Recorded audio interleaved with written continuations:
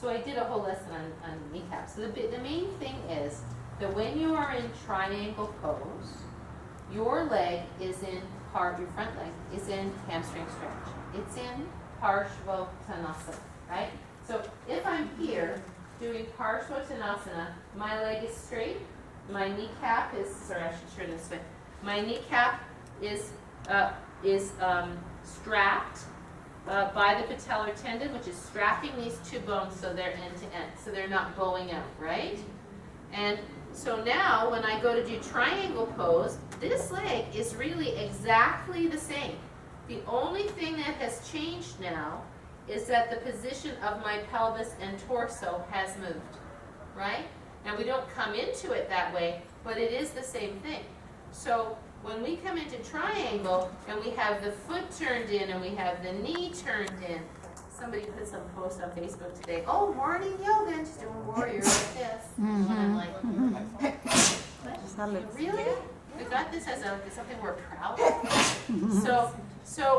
So we really want to make sure that the person doesn't have their knee twisting in, the kneecaps facing the ceiling. Often it's because they go too low, their butt is sticking out, or because the foot is even slightly turned in. It's just that, right? That rolls out. So that kneecap and the patellar tendon is really important. Now, patellar tendon issues. So sometimes the kneecap moves off to the side, usually to the lateral side in the patellar tendon. And now it's not sitting evenly in its sleeve. And that tendon is a little bit grooved. So it kind of has a really nice groove. And when it goes off to the side, it can cause some pain. I have a student that's dealing with this right now. He's 78 and he's been doing yoga for 9 years. Does like a yoga 2 type practice. Good practitioner, but he's you know, I mean, he's stiff. And he said he's been sitting around watching basketball and doing tax season, and then his knees were starting to hurt, So he goes to Gordon. So Gordon was like, yeah, so how about you rub the outside of your leg and you move the kneecap around a little bit. And so he was doing it, but he goes to a PT. The PT says, yeah, well, your patella's a little bit moved over. Does the PT tell him to roll his quad on the outside? No. This is what the PT gave him. He gave him this, right? Hold your ankle and pull. He gave him rolling bridge and something else. Go home and do that, and that will help it. How is that going to help it? I'd like to know. That's not going to help it. So, I mean, what Gordon was saying was, and I think he probably didn't know that Harry could, because Harry doesn't look that fit, but he is. He didn't know that Harry could roll on a foam roller. And I said, you just get on that foam roller. And that's what I'd said. I said, it just sounds, we went through it. I said, it sounds like this is really, really tight, and you need to get on there. Because now if we release all of this, the IT band on the outside of this, the kneecap has a chance to slide back a little bit, So that, that's what I would give him. And that's why it's kind of good to do the foam rolling in class, because almost everybody has tight outer thighs and outer quads. And remember, if somebody is, we've talked about foam rolling, right? Mm-hmm. Yeah. You can always put 2 foam rollers under, so it's not so much pressure on any one area. So one here and one here, right? And being careful of shoulder and all that stuff. But now there are some people like Brooke, one of our teachers, who has kind of congenital loose kneecaps. Oh my God, we had a guy, you don't know him, but remember Eric Clark? Yes. Mm-hmm. Oh my gosh, he was so hypermobile. Mm-hmm. His patellar tendon could slide over to the inside of his knee. Yeah. Because his kneecaps could just like go from one side. Every joint, he did have there's a name for it, where you have so much elasticity in your body, that it was just crazy because he could just dislocate anything at any moment. Mm-hmm. It was fun, and remember he was a teacher trainer. Oh yeah. And then he moved to Atlanta, really sweet guy. Mm-hmm. So like Brooke has some patellar tracking issues, and she's actually had surgery, I think, on one or both knees to try to get that patella back in place and to tighten it up. So for anybody like that has patella problems, they can't just even kneel on a blanket because it doesn't feel good, right? They can't bear weight on that patella. So the best thing you can do for them is to get it up high and put it on the thigh. So now I can be here because I would have blocks, right? Now, if I was on, this is slipping a bit, but if I were on my thigh on a mat, I'm not bearing weight on my patella. It's okay. I'm on the quad and I'm fine, yeah? And if that still doesn't feel good, then doing something like that. So kneeling is a little tricky. Now, Brooke, for example, can go like this because she kind of knows her body. If I knew that somebody had patellar tracking issues and they said I can kneel, that would be fine. I would not have them circle their hips. I would have them go straight forward and back. I told you that I had a student that was the first. It's always something new. You get to learn something new all the time with people's bodies.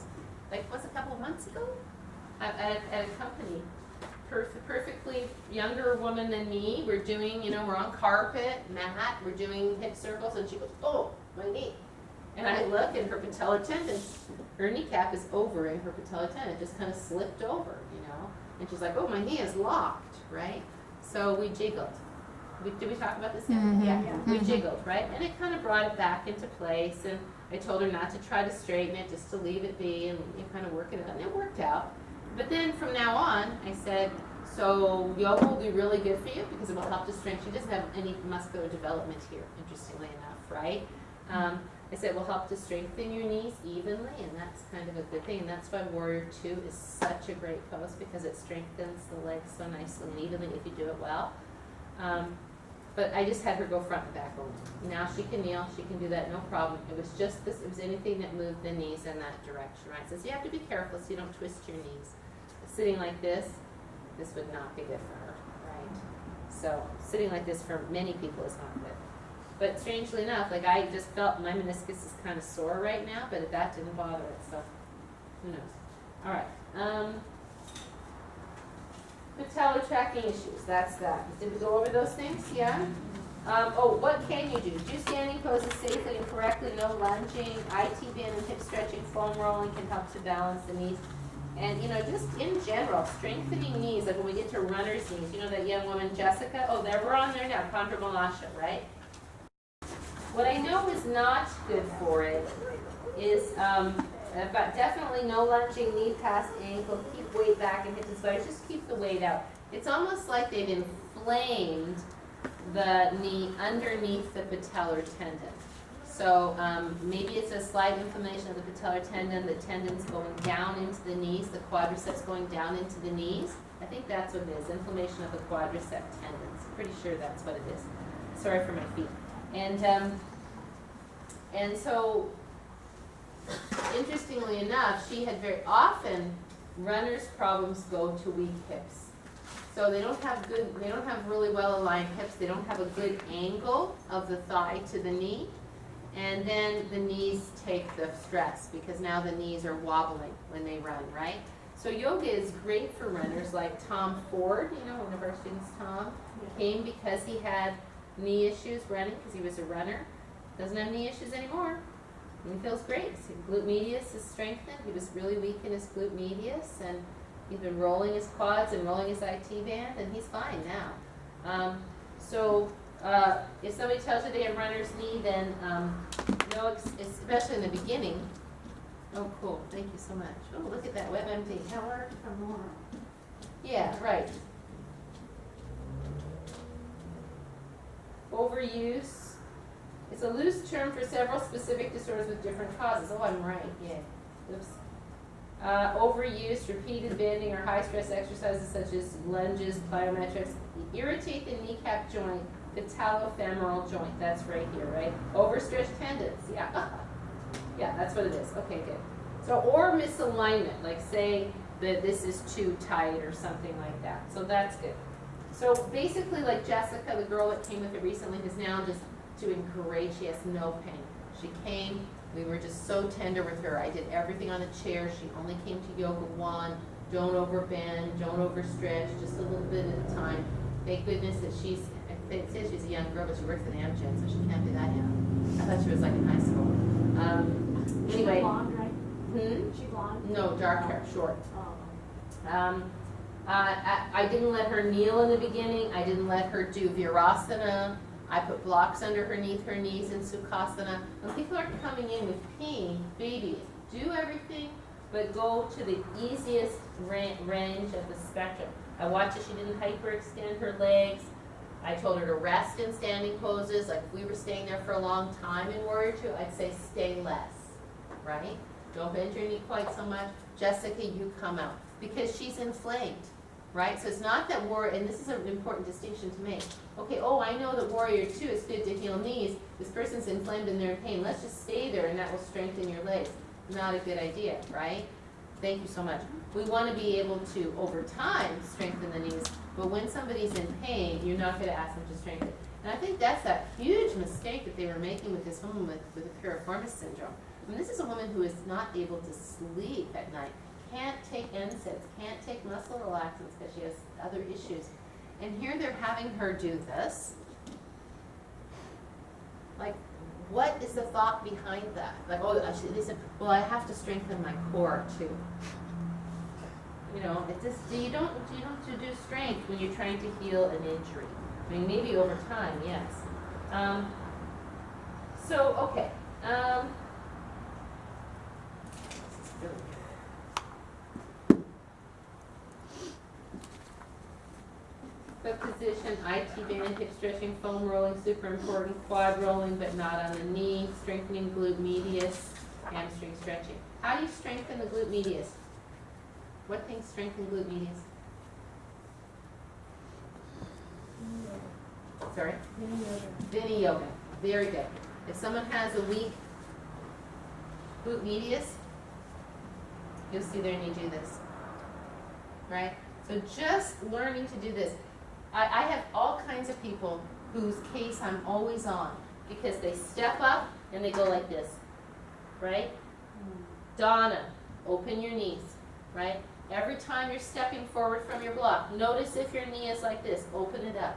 I can just rail off names of people who I have to say that to over and over and over again. And it's not that they have a bone deformity. It's just their habit to collapse inward, right? And so the prescription for glute medius weakness is yoga. So many things in yoga strengthen glute medius, you know.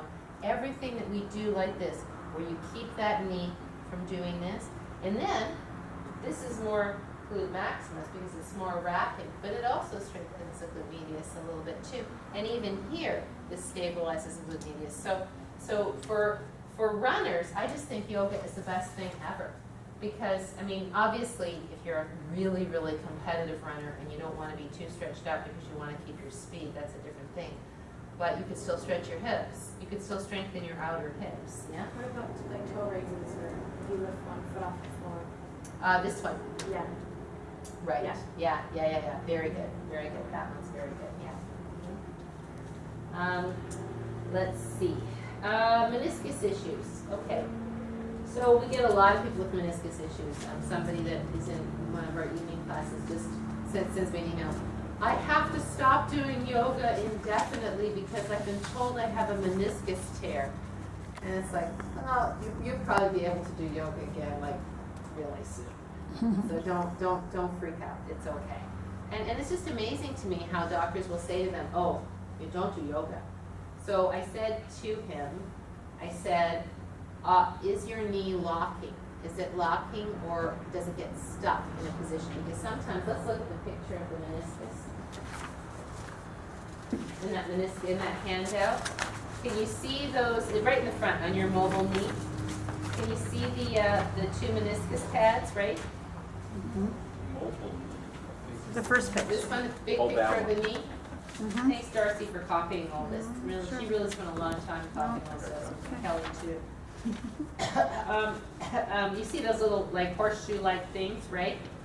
So when those get torn, sometimes a part of that tissue kind of flaps inward or gets stuck between the two condyles as they go like this, and your knee will actually just get stuck there and it won't move. That used to, when I first had my meniscus tears, that happened to me. That's how I knew I had to have surgery because, like, I remember sitting in Virasana and going like, oh, Okay, well, I can't get up. Okay, so I had to get up like this and then put my toe down and jiggle my knee around and finally I get that little flap to go.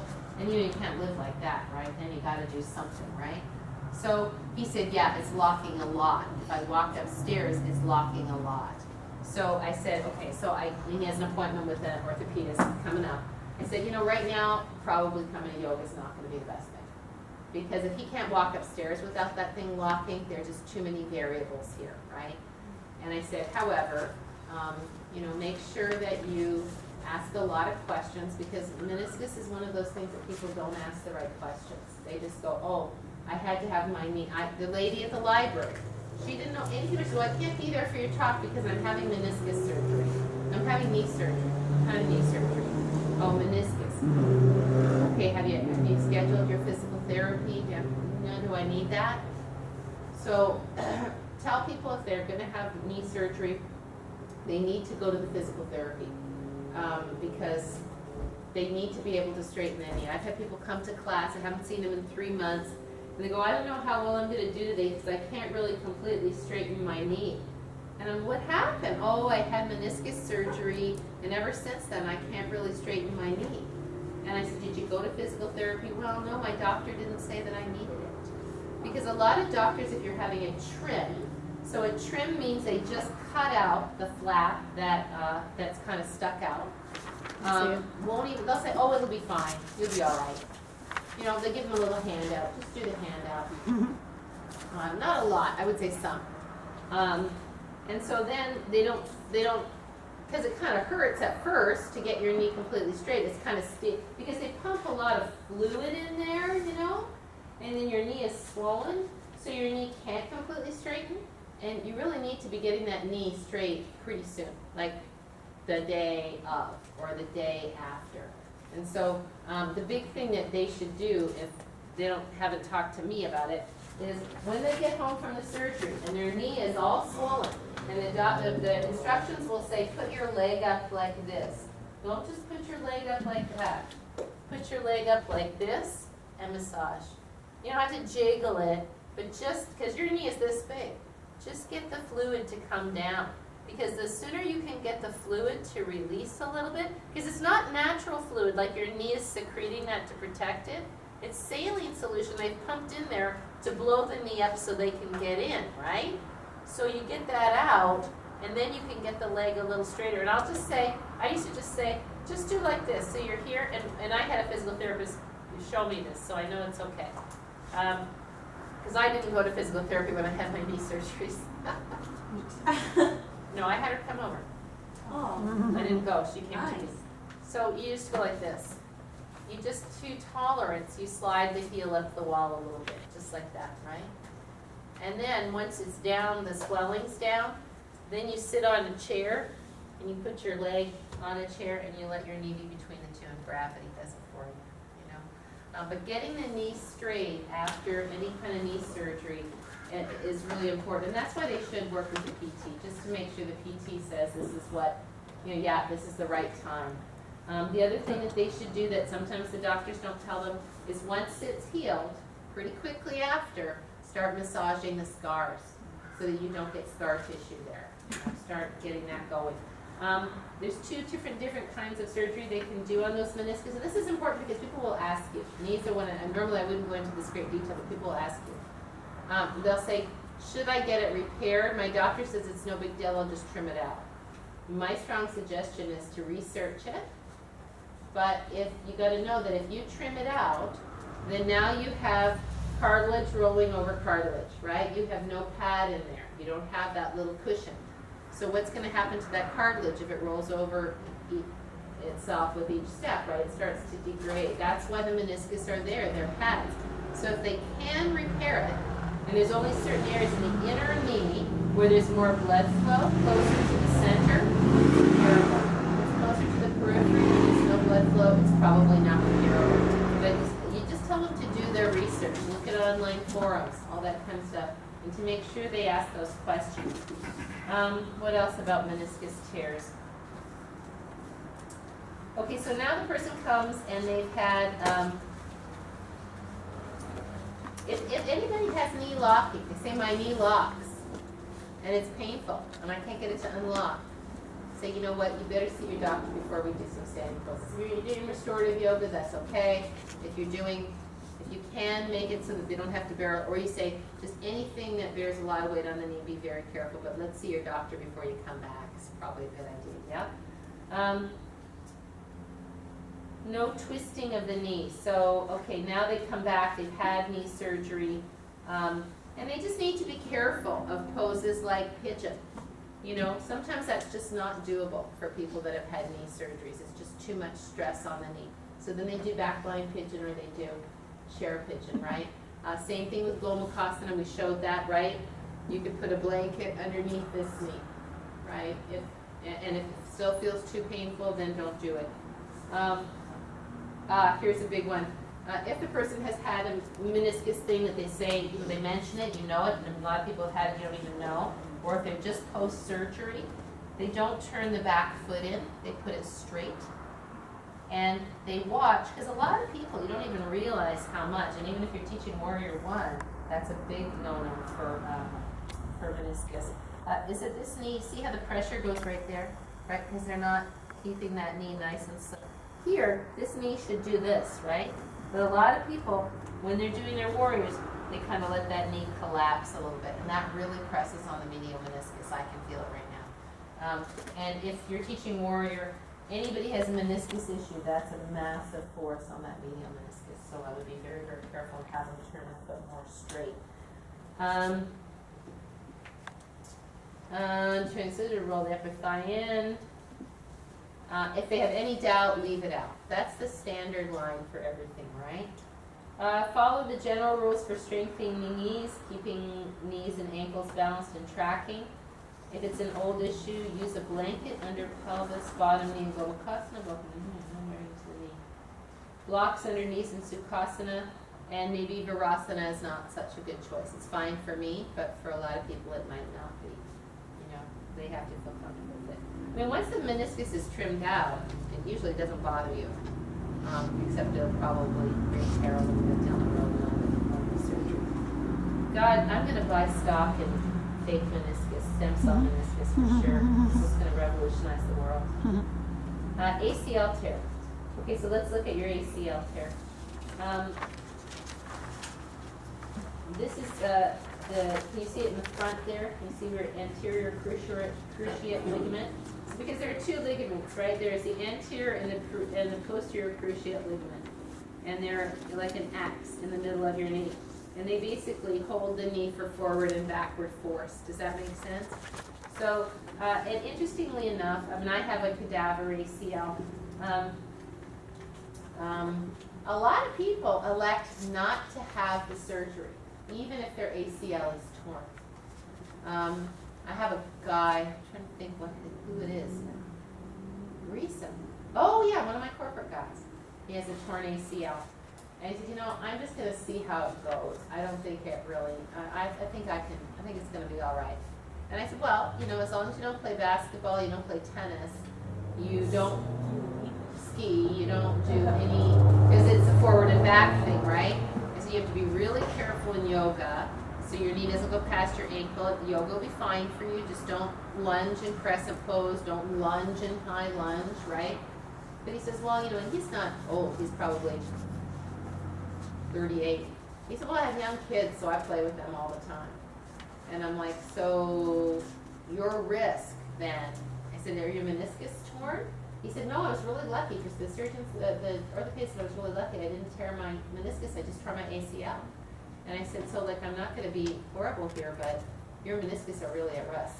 If you have a torn ACL and you're doing all those things, that really does put your meniscus at risk. So, I think, you know, I can say that maybe because I have that issue, but I would say, you know, it does put your knee at risk. I would, you know, say that it would be perfectly fine for you to say, when you don't have surgery on your knee, some people say, oh, the people tell me it repairs itself. I'm not saying that couldn't happen. I don't know. I guess it depends if it's just a minor tear. I don't know. So what, if it's torn, it just kicks it in the meniscus then? I mean, that's. It allows the femur to push forward, Oh, right? okay. And then if the femur pushes forward, it hits the meniscus, Oh, yeah. okay. You can look absolutely. on the next page and you'll see how that Oh. would look if it were torn, how it's just gonna come right down on meniscus. Oh, God. But see, that's what I thought held the kneecap in place, was the ACL. Mm-mm. No. No. Would it affect your kneecap if it drove forward like that? Yes. Mm-hmm. But that's not what holds your kneecap in place, right?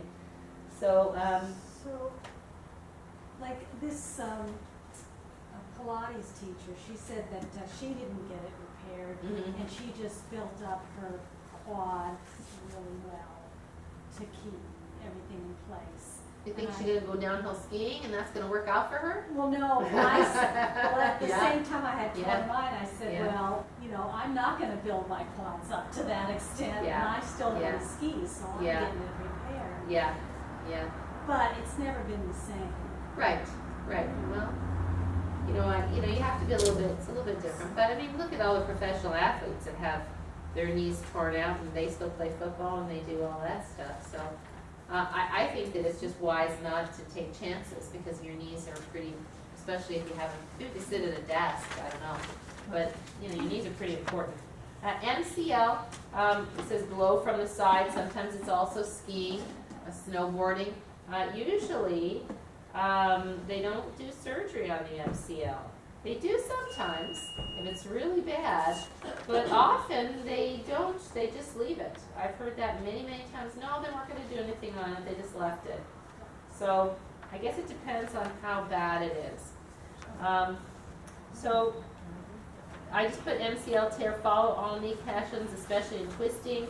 No, since it's an outer thing and it's a stabilizer of the outer knee, say the person comes and they say, we did have a student who was here with a torn MCL and she was practicing. And I just had her be careful even in palm tree, right? Because taking the knees to the side, that's the outer stabilizer. So anything like that, I put avoid spider entirely, right? Because that's the outer stabilizer. If she has a torn MCL right now, down the road maybe, like what else are you doing? How does that feel for you? Fine. But right now when it's just happened, it didn't happen 3 minutes ago, but she's back to movement again, I would stay at spider. You can do Prasarita Padottanasana instead. And just standing poses, cautious. I put very gentle revolved triangle is good. Flexion extension poses are fine. Lateral poses are okay, but be careful on the shifting. That, when you're shifting like this, because your knee is not as stable from the outside, you can just get to one place, use a prop. And I would be very careful with pigeon, no backline pigeon, no Gomukhasana, no revolved high lunge.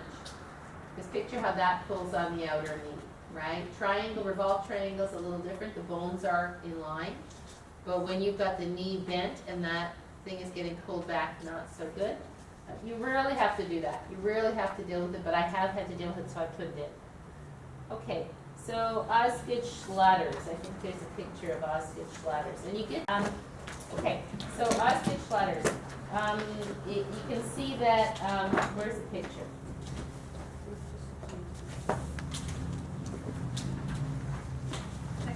It's on the hand, it's on the other handout. This, So you see that there's a little bit of irritation underneath the patellar tendon where the bone has kind of grown a bump, And often when boys grow too quick, it's usually boys, they grow too quickly and their tendons aren't keeping up with their bone growth. Sometimes the bone lays down a bunch of bone there because it takes a little bit of force as they're growing and they're playing sports, usually kids who play sports. So you'll see the kid come and they have a big bump right here, right?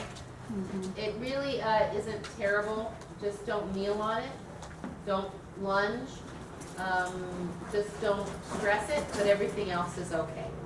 And it's good for them to do, when they have something like that, it's really good for them to do the hamstring stretching, the IT band stretching, all that kind of stuff. Yeah, you're welcome.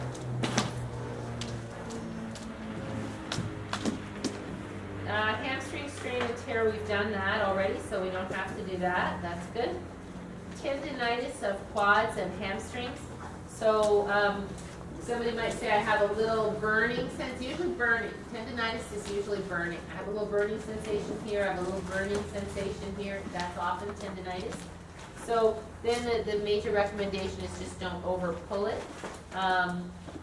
Don't over stress in triangle pose if it's inner leg. It usually resolves. You can always, but sometimes that hangs around. I know somebody had tendinitis in their inner knee of that sartorius muscle for a year. You know, so the thing was, I just said, don't over pull it in triangle. Don't stress it. It's gone now, right? And it's also good to say you may want to see a physical therapist because, like, how come there's that tendinitis? It could be that it was just a trauma. They happened to do something too fast, too soon, and it didn't, or maybe there's some kind of imbalance that you need to address that we're not really seeing in yoga.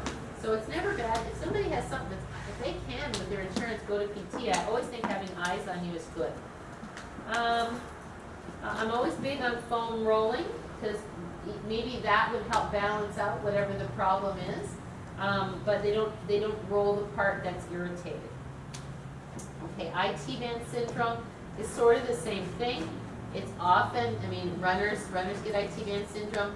You release the IT band, you roll the IT band, you strengthen the glutes, it tends to help. Often it's very painful. So if you look at your knee and you go down on the outside of your knee, you see a little bump right there. Do you see that? That's where your iliotibial band connects. It's a little bump called Gertie's process. So your iliotibial, do you feel that there? Mm-hmm. So your IT band comes all the way from the top, see you later, medius, all the way down the outside of your leg, over the side of your knee and connects to that little bump, right? So if it's inflamed because you got bad knee action because maybe your hips are weak or your thighs are, it can really be tender through here. And that's usually when the doctor says, oh, you have IT band syndrome, right? So the prescription is the same. Don't irritate it if it feels good. If they like to ice it, they can ice it, roll it. Do revolve triangle is a great stretch for that because it's not too much. Oh, some things to think about too is like if you have a medial meniscus or if you have an MCL or something, you have to think about what the effect of dangling that leg in midair. Like if I were just doing Jatara Parvriti, that might not feel too good for somebody with, if it was really flared up. So maybe they just bend it, or maybe they put their hand under it. Even a strap would probably be too much. Maybe a little bit of support would be good, right? So anytime the leg is dangling in midair, that can have an effect.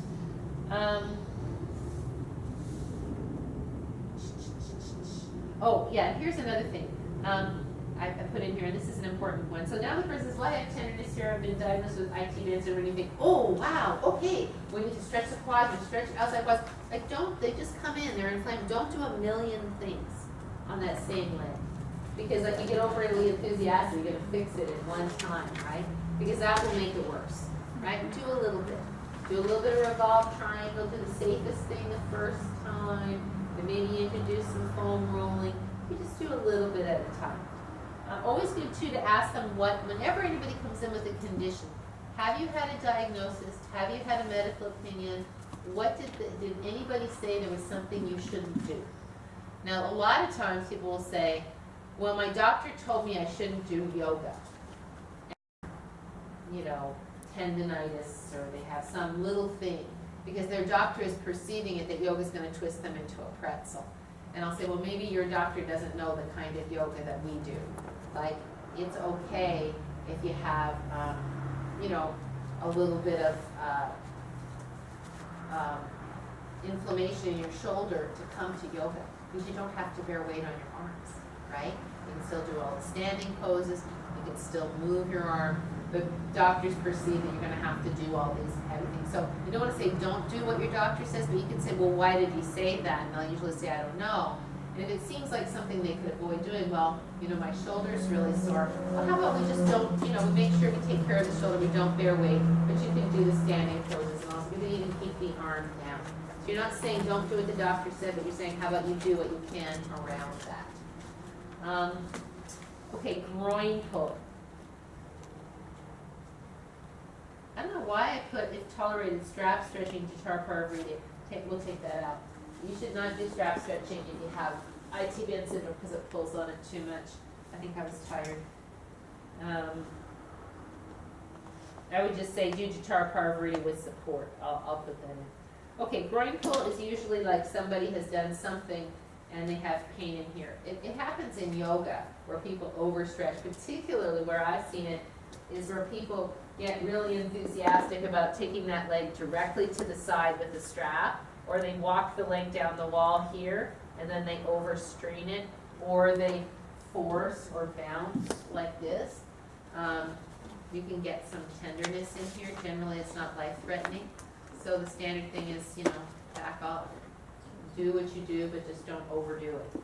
And again, I go to foam roller, you know, especially if they're tight here and this is sore, often they're not moving that much, so this gets tight. So lifting the hip up and stretching the iliacus on the block is kind of a good thing, because now you're going, if something's sore, stretch everything around it, so you give it space because the body will tense up. Shaking legs we've already talked about, so we don't have to do that. And we are done. See? Wasn't that bad, was it? And you were pretty close. There you go. All right, good. This is really good, really this is organized. I know, thanks. Yeah. It's big. It's Thank really you. I good. appreciate it, because it is a tremendous amount of work for both Darcy and me. So, what is really important to know is that if somebody gets hurt because I say, do this, don't do that, I have it written down now, right? So, you know, you have to use your own good judgment too. It's not just, you know, there's always some middle ground that doesn't apply to, these are just general recommendations. When in doubt, leave it out. Is that thing you were talking about, a picture? The O thingy. Oh, Osgood Osgood Schlatters. Schlatters. Is that more for, kids? Teen boys usually, when they start to have that big growth spurt. Do you have kids that have that? Yeah, it's not so much an adult syndrome. No, well, you know, sometimes people have that bump forever after that. Right. Sometimes it resolves a bit. It's usually young. Yeah. But I have had men say to me, yeah, I had Osgood Schlatters as a young person, but it resolved, so. We'll have one session where that's all we do. As we go from into pelvis, solar plexus, chest, shoulders, neck, head, and overall body. And that will take the whole time. That's Bolster Magic and Tara's terrific prenatal. And if they get done, which I don't think they will, and if we have time, I'll add in some more of these injuries. But we should have one more for sure on injuries. And then we should probably have one more, but I was going to do one more overall includer kind of thing. But that's about it. We got to get done, right? And it's close to done anyway. And then